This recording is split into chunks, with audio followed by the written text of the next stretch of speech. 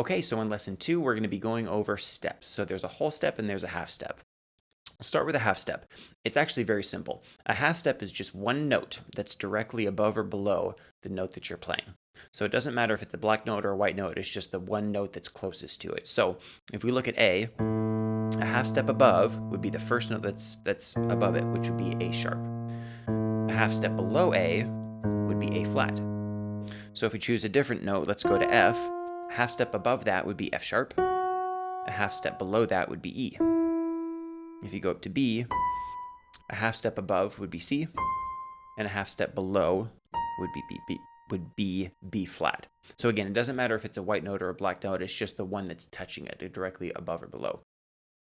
Now, a whole step is 2 half steps. So it's 2 notes that are directly above or below the note that you just played. So if we go back to a whole step above A, just count 2 notes. So that would be B.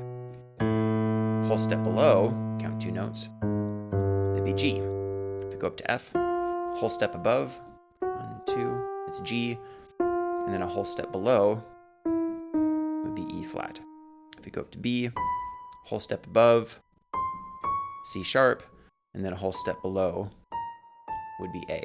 So again, it doesn't matter if it's a white or black note, it's just 2 notes directly above or below the note that you just played.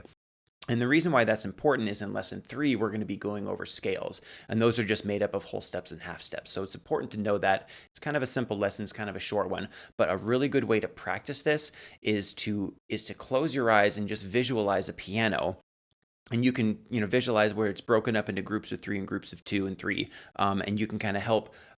It'll help you find the different types of notes. But just close your eyes and think of whatever note. So say you want to think of a C. Think, okay, what's a whole step above C? So it goes C sharp and then D. So a whole step above C would be D. Or if you think of, say F sharp. Okay, what's a whole step below F sharp?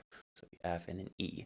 So just practice that with different notes, sharps and flats, and the letters of the alphabet, and go through each key. Close your eyes and just try to visualize of what, a half step or a whole step above or below, what those are, and just try to get comfortable with that, because in the next step you're going to need it. So, or in the next lesson you're going to need it. So I'll see you in lesson 3.